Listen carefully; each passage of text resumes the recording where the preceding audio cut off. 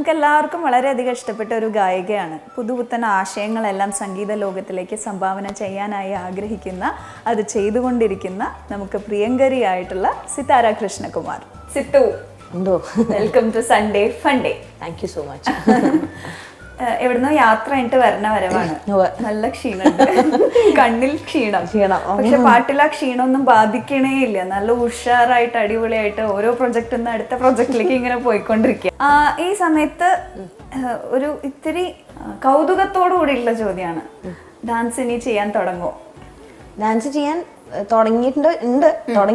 പക്ഷെ ഈ പറഞ്ഞ ശ്രീ ഗുരുഭ്യോ നമഃ അത് വീഡിയോ ആയതുകൊണ്ട് തന്നെ കുറച്ച് സൗകര്യങ്ങൾ ഉണ്ടല്ലോ. പക്ഷെ എനിക്ക് പണ്ട് ഡാൻസ് ചെയ്തിരുന്ന മാതിരി ചെയ്യണമെങ്കിൽ നിറയെ പ്രാക്ടീസ് ആവശ്യമുണ്ട്. അറിയാലോ, എനിക്കറിയാം എന്താണ് എങ്ങനെയാണ് അതൊക്കെ. സ്പേസ് വേണം, സമയം വേണം. അപ്പൊ അത്രയൊക്കെ സമയവും സ്ഥലവും ഒക്കെ അതിനു വേണ്ടി ചെലവഴിക്കാൻ പറ്റിയാൽ ഇനിയും ചെയ്യണം എന്നുണ്ട്. മുട്ടുവേനൊക്കെ വരുന്നതിന് മുമ്പ്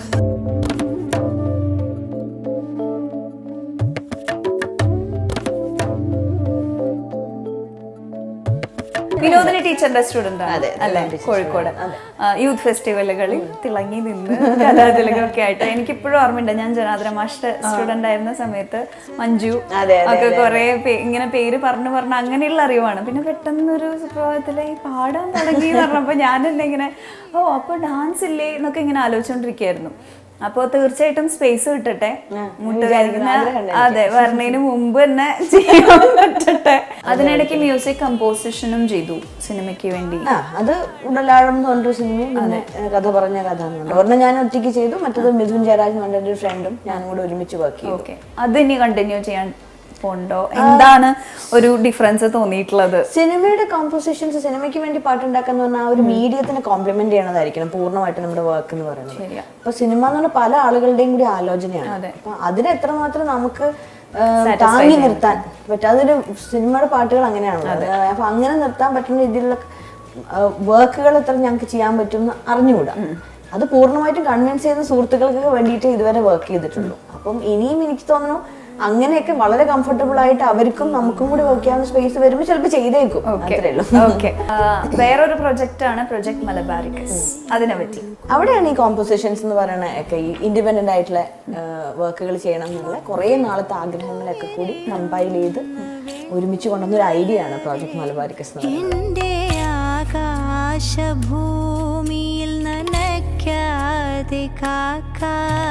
ഞാനും ഇതിനും ചെയ്തതായിരിക്കാം, അല്ലെങ്കിൽ എൻ്റെ വേറെ ഫ്രണ്ട്സിന്റെ വരികൾ ഉള്ളതായിരിക്കാം. അങ്ങനെ കമ്പോസ് ചെയ്ത് വെച്ച പാട്ടുകളൊക്കെ എൻ്റെ ബാൻഡില് മെമ്പേഴ്സ് എന്ന് പറഞ്ഞൊരു 6 പേരുണ്ട്. ഞങ്ങൾ ഒരുമിച്ചിരുന്നിട്ട് അതിനെ ഡിസൈൻ ചെയ്ത് പാട്ടുകളാക്കി അത് ഓൺലൈൻ വഴി ഇപ്പോൾ ആളുകൾ കേട്ടുകൊണ്ടിരിക്കുന്ന പാട്ടുകളുണ്ട്. ഋതു പോലെയുള്ള പാട്ടുകൾ, പൂമാതെ പൊന്നമ്മയുടെ റിവൈസ്ഡ് വേർഷൻ ഉണ്ട്. പിന്നെ സൂരജ് കുറുപ്പ് എന്ന് പറഞ്ഞിട്ടുള്ള മ്യൂസിക് ഡയറക്ടർ, അദ്ദേഹം ഞങ്ങൾക്ക് വേണ്ടി 2 പാട്ടുകൾ ചെയ്തിട്ടുണ്ട്. അങ്ങനെ കുറെ പാട്ടുകൾ ആളുകൾ ഇപ്പൊ ചെയ്തു വെച്ചാൽ ഏറ്റവും ഇഷ്ടപ്പെട്ട പാട്ട് പാടുമോ? ഒറ്റയ്ക്ക് ചെയ്ത പാട്ടോ? ഉടലാഴത്തിലൊരു പാട്ട് എനിക്ക് ഇഷ്ടമാണ്. ഞങ്ങൾ ഒരുമിച്ച് ചെയ്തതാണ്. ഇതിന് ഞാനും അതെപ്പോഴും പറഞ്ഞോണ്ടിരിക്കുന്നത്. മേട സൂര്യന്റെ നെഞ്ചിലെ മഞ്ഞാണു നീ, ഞാൻ പാടും പാട്ടിലെ തോരാത്തൊരേണമാ മിഴികളിൽ മഴയുള്ള സന്ധ്യേ, മിഴികളിൽ മഴയുള്ള സന്ധ്യേ. ഇങ്ങനെ മ്യൂസിക് കമ്പോസ് ചെയ്യണ സമയത്ത് നേരത്തെ പറഞ്ഞ പോലെ പലതും ബാലൻസ് ചെയ്തിട്ട് വേണം നമ്മൾ ചെയ്യാൻ തോന്നും. അപ്പോൾ പ്രൊജക്ട് മലബാരിക്കസ് പോലെ ഒരു പ്രൊജക്റ്റ് ആണെങ്കിൽ നമുക്ക് നമ്മുടേതായിട്ടുള്ള ഒരു ഫ്രീഡം അവിടെ തീർച്ചയായിട്ടും ഉണ്ട്. അപ്പോൾ അങ്ങനെയുള്ള ഫ്രീഡം ഉപയോഗിച്ചുകൊണ്ട് ഇനി എന്താണ് സിത്തുവിൻ്റെ മനസ്സിലുള്ള ഒരു വലിയൊരു എയിം എന്താണ് മ്യൂസിക്കിന് വേണ്ടി? വലുതെന്നില്ല, എനിക്കിങ്ങനെ കണ്ടിന്യൂസ് ആയിട്ട് വർക്ക് ചെയ്തുകൊണ്ടിരിക്കണം എന്നുള്ളത് ആഗ്രഹം. ഒരു കാര്യം ചെയ്യാൻ വേണ്ടിയിട്ട് അങ്ങനെ ഇന്നതില്ല. ഇപ്പം ഞാൻ സൈമൾട്ടേനിയസ് ആയിട്ട് തന്നെ പല പാട്ടുകൾ ഉണ്ടാക്കിക്കൊണ്ടിരിക്കും. ചിലപ്പോൾ എനിക്കൊരു 4 ലൈൻസ് മാത്രമേ ചിലപ്പോൾ കിട്ടുള്ളൂ. അപ്പോഴും ഞാനത് മനസ്സിൽ വെക്കും. ഒരു വർക്ക് കംപ്ലീറ്റ് ചെയ്തിട്ട് അടുത്തേക്ക് കിടക്കാന്ന് പറഞ്ഞാൽ എനിക്കെന്തോ പറ്റാറില്ല അങ്ങനെ. അപ്പം പല ആശയങ്ങൾ ഉള്ളത്. അതിലിപ്പോൾ ഏതൊക്കെയാണ് അതിപ്പോൾ വിഷ്വൽസ് ആയിട്ടൊക്കെ പുറത്ത് കൊണ്ടുവരിക എന്നുള്ളതൊക്കെ പിന്നീട് ആലോചിക്കുന്ന കാര്യമാണ്. കാരണം ഇതൊക്കെ നമ്മൾ തന്നെയാണല്ലോ സ്വതന്ത്രമായിട്ടുള്ള സ്പേസ് എന്ന് പറഞ്ഞാൽ നമ്മൾ തന്നെ എല്ലാത്തിനും ഇൻപുട്ട് ചെയ്യണം, എല്ലാ അർത്ഥത്തിലും, ഈവൻ ഫിനാൻസ് വൈസ് ആണെങ്കിലും എല്ലാ അർത്ഥത്തിലും. അപ്പൊ അതുകൊണ്ട് അതിനുള്ള സമയം എടുക്കും ഓരോന്ന്. ഇപ്പൊ ഞാൻ വേറെ തൊടി എന്ന് പറഞ്ഞിട്ടൊരു വേറൊരു ഐഡിയ ചെയ്യുന്നുണ്ട്. തൊടി പറഞ്ഞാല് കൊച്ചു കൊച്ചു കുഞ്ഞു പാട്ടുകൾ, സോങ്ലെറ്റ്സ് എന്നാണ് ഞങ്ങൾ അതിന് പേരിട്ടിരിക്കുന്നത് പോലെ. അപ്പം ഇപ്പൊ നമ്മള് ഈ ഹൈക്കൂസിനെ പറ്റി പറയില്ലേ നമ്മൾ, അപ്പൊ ഒരു വലിയ പാട്ടിന്റെ പല്ലവി അനുപല്ലവി ചരണം ആ ഒരു മാഗ്നിറ്റ്യൂഡ് ഒന്നും ഇല്ലാത്ത കുറേ തോട്ട്സ് ഉണ്ടാവും നമുക്ക്, ചെറിയ ചെറിയ നമ്മൾക്ക് കുറിപ്പുകളായിരിക്കും, പാട്ടുകൾ തന്നെ ചെറിയ ഈണങ്ങളായിരിക്കും, അതൊക്കെ എവിടെയും ശേഖരിക്കപ്പെടാതെ പോകും. എൻ്റെ മാത്രമല്ല എൻ്റെ ഫ്രണ്ട്സിന്റെ ഒക്കെ. അതൊക്കെ ഒന്ന് ഒരുമിച്ച് വെക്കാനുള്ള നാട്ടുപൂക്കളൊക്കെ ഉണ്ടാവണ മാതിരി കുഞ്ഞു കുഞ്ഞു സാധനങ്ങൾ. ആദ്യത്തെ പാട്ട് എല്ലാവർക്കും എൻ്റെ ഒരു ഫ്രണ്ടിന്റെയാണ്, കബീർ ഇബ്രാഹിം എന്ന് പറഞ്ഞിട്ട് ഗസലുകളൊക്കെ എഴുതുന്ന ഒരു സുഹൃത്താണ്. അപ്പൊ അദ്ദേഹത്തിന്റെ ഒരു ഗീതം ആണ് ആദ്യം പാടിയത്. പിന്നെ ഇപ്പൊ രാജലക്ഷ്മി ചേച്ചിയാണ് അടുത്ത പാട്ട് പാടുന്നത്, സൈനോര പാടുന്നുണ്ട്. അപ്പൊ പല സിംഗേഴ്സും പല മ്യൂസിഷ്യൻസും ഈ പ്രൊജക്റ്റുമായിട്ട് യോജിച്ച് ഞാൻ കമ്പോസ് ചെയ്ത പാട്ടുകളായിരിക്കും, അല്ലെങ്കിൽ അവരാരെങ്കിലും ചെയ്ത പാട്ടുകൾ ഞാൻ പാടുമായിരിക്കും. അങ്ങനെ. അടിപൊളി. വീണ്ടും നൃത്തത്തിലേക്ക് വരികയാണെങ്കിൽ, നേരത്തെ പറഞ്ഞ ആൽബം ശ്രീ ഗുരുഭ്യോ നമഃ എന്ന് പറഞ്ഞ ആൽബം, അതില് നൃത്തം ചെയ്തു, ഒപ്പം തന്നെ പാട്ടിനെയും ഒരുപോലെ ബാലൻസ് ചെയ്ത് കൊണ്ടുപോയി. ഒരു ആർട്ടിസ്റ്റ് എന്നുള്ള നിലയ്ക്ക് ഈ ഒരു ബാലൻസിങ് എത്രത്തോളം പോസിബിൾ ആണെന്ന് തോന്നുന്നുണ്ട്? ഇപ്പൊ സിതാര എന്ന് പറയുന്ന ഒരു സിംഗറായിട്ടാണ് പൊതുവെ എല്ലാവരും അറിയപ്പെടുന്നത്. ഇത് ബാലൻസ് ചെയ്ത് കൊണ്ടുപോകുമ്പോൾ സിതാര എന്ന് പറയുന്ന പേഴ്സൺ ഉണ്ടാവുന്ന ഒരു ചില കോൺഫ്ലിക്ട്സ് ഉണ്ടാവുമല്ലോ, അത് എങ്ങനെയാണ് ഓവർകം ചെയ്യണേ? അതായത് ഇതിനിപ്പം രഞ്ജിച്ച് പറഞ്ഞില്ലേ, മുമ്പ് ഒരിക്കൽ പണ്ട് ഡാൻസർ എന്നുള്ള രീതിയിൽ അറിയാന്ന് പറയില്ലേ, അതൊക്കെ ആളുകൾ പുറത്തുനിന്ന് നോക്കുന്ന അവരുടെ പോയിന്റ് ഓഫ് വ്യൂലുള്ള കാര്യങ്ങളാണ്. എന്നെ സംബന്ധിച്ചിടത്തോളം ഇത് രണ്ടും ഒരേപോലെയാണ് എല്ലാ കാലത്തും. ഞാൻ ആദ്യവും ഇത് രണ്ടിനെ സമീപിച്ചിരിക്കുന്നത് ഒരേ ഗൗരവത്തോടെയാണ്, ഒരേ സമയമാണ് രണ്ടിനു വേണ്ടി സ്പെൻഡ് ചെയ്തിരുന്നത്. പക്ഷെ ആ സമയത്ത് ഈ പറഞ്ഞ മാതിരി യുവജനോത്സവങ്ങളിലൊക്കെ ഡാൻസ് മത്സരങ്ങൾക്കാണ് അവർ കൂടുതൽ ഇമ്പോർട്ടൻസ് കൊടുക്കുക, പത്രങ്ങളാണെങ്കിലും ഒക്കെ. അപ്പൊ അന്നത്തെ പാട്ട് വിഷയം ആരും അങ്ങനെ ശ്രദ്ധിക്കാണ്ട് പോയി. പക്ഷെ ഏതോ ഒരു ഘട്ടത്തിൽ ഇപ്പൊ ഈ ചാനലിലെ റിയാലിറ്റി ഷോസ് ഒക്കെ തുടങ്ങിയപ്പം അതിന്റെ ഭാഗമൊക്കെ ആയിട്ട് മത്സരിച്ചപ്പം ഡാൻസിന് അങ്ങനത്തെ സ്പേസ് ഇല്ല, പോപ്പുലർ സ്പേസ് വളരെ കുറവാണ്. എനിക്കാണെങ്കിൽ ക്ലാസിക്കൽ ഡാൻസ് പെർഫോം ചെയ്യാനുള്ള വേദികൾ കണ്ടെത്താൻ പറ്റിയില്ല. അത് എന്റെ പോരായ്മയായിട്ടാണ് ഞാൻ കാണുന്നത്. എനിക്ക് പറ്റിയില്ല അത് കണ്ടിന്യൂ ചെയ്യാൻ. നിശാഗന്ധി ഫെസ്റ്റിവലിലാണ് ഞാൻ അവസാനമായിട്ട് പെർഫോം ചെയ്തത്. അപ്പം സ്വാഭാവികമായിട്ടും പാട്ടിന്റെ അവസരങ്ങൾ കൂടിയപ്പം ഈ പറഞ്ഞ മാതിരി ഈ ഒരു ഭാഗം അങ്ങോട്ട് മങ്ങി. ഇപ്പം ഒരു വീഡിയോ ചെയ്യണമെങ്കിൽ എനിക്കത് ഇങ്ങനെ ബ്രേക്ക് എടുത്ത് ചെയ്യാനുള്ള സാവകാശമുണ്ട്. അപ്പം എൻ്റെ അച്ഛനും അമ്മയൊക്കെ ഒരുപാട് സമയവും അവരുടെ എനർജിയും പണവും ഒക്കെ ഇതിന് വേണ്ടി ഇൻവെസ്റ്റ് ചെയ്തിട്ടുണ്ട് ഒരുപാട്. അപ്പം ഇപ്പൊ ഞാൻ പേരന്റ് എന്നുള്ള രീതിയിൽ എനിക്ക് മനസ്സിലാവും അത്. അപ്പം ഞാൻ അങ്ങനെ ആലോചിച്ചു, അവരത് ചോദിക്കാൻ മടിക്കുന്നുണ്ട്, ഇപ്പൊ ഒന്നുകൂടി കളിക്കുമോ എന്നൊക്കെയുള്ള ആഗ്രഹം അവർക്ക് ഉണ്ടെന്ന് എനിക്ക് മനസ്സിലാവുന്നുണ്ട്. അത് മനസ്സിലായത് ഇത് പെർഫോം ചെയ്തപ്പോഴാണ്, ഈ വീഡിയോ പുറത്ത് വന്നപ്പോഴാണ് എനിക്ക് തോന്നുന്നു ഞാൻ ഇത്ര ഇപ്പൊ പടങ്ങളുടെ പാട്ടുകളൊന്നും അവർ ഷെയർ ചെയ്യണം ഞാൻ കണ്ടിട്ടില്ല. ഈ ഡാൻസ് വന്നപ്പോഴേക്കും എല്ലാവരോടും ഉണ്ടാകും പിന്നെയും ഡാൻസ് ചെയ്തു തുടങ്ങി പറയാൻ ഭയങ്കര സന്തോഷമുണ്ട്. അങ്ങനെ പഴയ ഫ്രണ്ട്സ്, ടീച്ചർ ഒക്കെ സന്തോഷമായിട്ടിരിക്കുന്ന. അപ്പൊ പിന്നെ മാത്രമല്ല ഈ ഡാൻസ് ചെയ്യുന്നത് നമ്മുടെ ബോഡീനെ ഭയങ്കരമായിട്ട് ഫ്രീ ആക്കുമല്ലോ, അത് മനസ്സിനെ. ഞാനത് എത്രമാത്രം എന്റെ ശരീരം റെസ്ട്രിക്റ്റഡ് ആയി എന്നുള്ളത് മനസ്സിലാവുന്നത് പിന്നെ ഡാൻസ് ചെയ്യുമ്പോഴാണ്. വെറുതെ ഒന്ന് കൈയെടുക്കാനോ അല്ലെങ്കിൽ ഒരാളെ കൈ വീശാൻ പോലും ഉള്ളൊരു തരം മടി ഇങ്ങനെ നമ്മൾ ഉള്ളിലേക്ക്, അത് വളരെ കൂടുതലാണ്. നമുക്ക് ട്രോമയാണ് ശരിക്കും. ഒരുപാട് കാലം ചെയ്തുകൊണ്ടിരുന്ന ആള് ഇടയിൽ ഒരു ബ്രേക്ക് എടുത്ത് വീണ്ടും ചെയ്യുമ്പോൾ ഉണ്ടാവുന്ന ആ ഒരു ഉൾവലിവ് എല്ലാ വിഷയങ്ങളിലും ഇങ്ങനെ ഉണ്ടായിരുന്നു. നമ്മൾ എക്സ്പ്രസ് ചെയ്യാനുള്ള ഒരു മടി ഉണ്ടല്ലോ, അത് ഭയങ്കരമായിട്ട് മാറി കിട്ടി. രണ്ടാമത് ഡാൻസ് ചെയ്യാൻ തുടങ്ങിയപ്പോ ഞാൻ മൊത്തം ഫ്രീ ആയി. വലിയ സുഖമാണ്. പിന്നെ അത് നിർത്തണില്ല, എന്തായാലും വീട്ടിലൊക്കെ എന്തായാലും ഞാൻ ചെയ്യും. അപ്പൊ നേരത്തെ റിയാലിറ്റി ഷോനെ പറ്റി പറഞ്ഞു. ഒരു റിയാലിറ്റി ഷോയുടെ കണ്ടസ്റ്റന്റ് ആയിട്ട് വന്നു, പല സിനിമകളിൽ പാടി, പല ആൽബംസ് ചെയ്തു, നല്ല നല്ല അവാർഡുകൾ വാങ്ങിച്ചു, ജനപ്രീതി ലഭിച്ചു. ഇപ്പൊ ഒരു റിയാലിറ്റി ഷോയുടെ ജഡ്ജായിട്ടിരിക്കുകയാണ്. ആ ഒരു ട്രാൻസിഷനെ സിതാര എന്ന് പറയുന്ന ഒരു വ്യക്തി എങ്ങനെയാ കാണുന്നത്? ഞാനിപ്പോ 2-3 ഷോ ആയി. ഇപ്പോൾ എന്ത് തോന്നുന്നു അതാണ് ചോദ്യം. അല്ലെ, എന്ത് തോന്നുന്നു? ശരിയാ, ആലോചിക്കണം.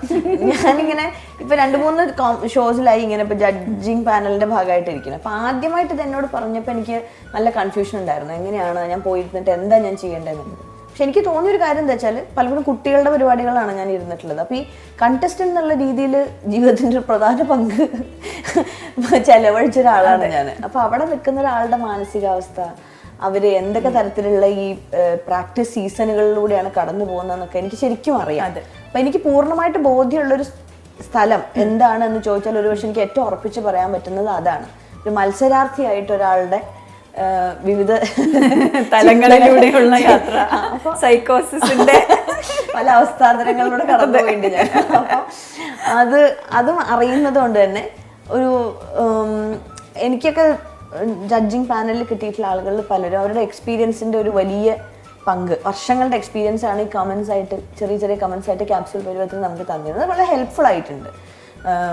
വളരെ എന്താ പറയുക, ക്രിട്ടിക്കലായിട്ട് കാര്യങ്ങൾ നോക്കി കാണുന്ന ആളുകളും ഉണ്ടായിരുന്നു. ചിത്ര ചേച്ചിയെ പോലെ ഭയങ്കര സ്വീറ്റായിട്ട് പറഞ്ഞു തരുന്ന ആളുകളും ഉണ്ടായിരുന്നു. അപ്പം അതൊക്കെ പല രീതിയിൽ നമ്മൾ ഹെൽപ്പ് ചെയ്തിട്ടുണ്ട്. എന്താ പറയുക, കോൺഫിഡൻസ് കൂട്ടാനും ഈ എന്താ പറയുക ഈ നെഗറ്റീവ് ആയിട്ടുള്ള കമന്റ്സ് കേൾക്കേണ്ടി വരുമല്ലോ എന്തായാലും നമുക്ക് ലൈഫിൽ. അത് പകുതിയിലധികം അങ്ങനെ കൂടുതൽ, പ്രത്യേകിച്ച് ഇപ്പോൾ സോഷ്യൽ മീഡിയയിലൊക്കെ വരുമ്പോൾ നമുക്ക് അതൊക്കെ കൺഫ്രണ്ട് ചെയ്യേണ്ടി വരും. അപ്പൊ അതിനെയൊക്കെ നേരിടാൻ ഇത്തരം സാഹചര്യങ്ങളൊക്കെ നമ്മൾ ഒരുപാട് സഹായിച്ചിട്ടുണ്ട്. അപ്പം ഞാൻ ഇപ്പോൾ കുട്ടികൾ വരുന്ന സമയത്ത് എനിക്ക് എൻ്റെ ഗുരുക്കന്മാർ അല്ലെങ്കിൽ എനിക്ക് മുമ്പ് എനിക്ക് പറഞ്ഞു തന്നിട്ടുള്ള ആളുകളൊക്കെ പറഞ്ഞ കാര്യങ്ങൾ ഷെയർ ചെയ്യാൻ നോക്കും. അത് സമാധാനത്തോടെ ഷെയർ ചെയ്യാൻ നോക്കും. അതെനിക്ക് ഭയങ്കര ഇഷ്ടമാണ്.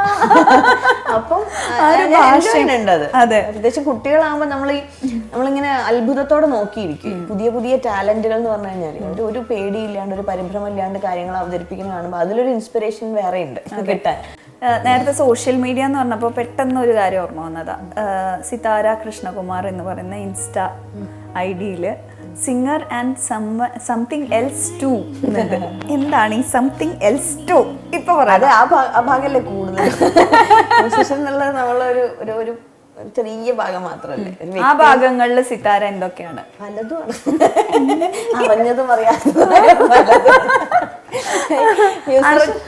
അറിഞ്ഞത് വേണ്ട, അറിയാത്തത് അങ്ങനെ. മ്യൂസിഷ്യൻ എന്നുള്ള രീതിയിലുള്ള ഒരു പ്രൊഫഷൻ എന്നുള്ള രീതിയിൽ ആളുകൾ അറിയുന്നു, അല്ലെങ്കിൽ ഒരു വ്യക്തി എന്നുള്ള രീതിയിൽ സ്വഭാവത്തിന്റെ ഭാഗം കൂടിയാണ് സംഗീതം അല്ലെങ്കിൽ നൃത്തം, ആർട്ട് ഏതായാലും.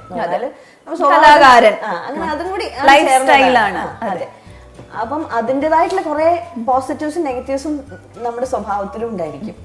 അപ്പൊ അത് ചിലപ്പോൾ വീട്ടിലുള്ളവർക്ക് മാത്രം അറിയുന്നതായിരിക്കും. ചിലപ്പോൾ എല്ലാം നമ്മളുടെ എല്ലാ മൂഡ് സ്വിങ്ങുകളും എല്ലാവർക്കും എക്സ്പ്രസ് ചെയ്യാനൊന്നും പറ്റില്ല. അങ്ങനെ പിന്നെ എൻ്റെ കുറെ ഇഷ്ടങ്ങളുണ്ട്. എനിക്ക് വളരെ പേഴ്സണലായിട്ട് വെക്കാൻ ആഗ്രഹിക്കുന്ന പലതരത്തിലുള്ള ഇഷ്ടങ്ങളുണ്ട്. അതൊക്കെ കൂടി ചേർന്നൊരു അവിയൽ പരുവാണ്. എഴുതുമോ? കുറേശ്ശെ. ആ എഴുത്ത് ഇടയ്ക്ക് ഇതുപോലെ ഇൻസ്റ്റയിലും ഒക്കെ ആയിട്ട് കാണാറുണ്ട്. ചില വായിച്ചിരുന്നു. ഇപ്പൊ കുറവാണെന്ന് തോന്നാറുണ്ട് എനിക്ക്.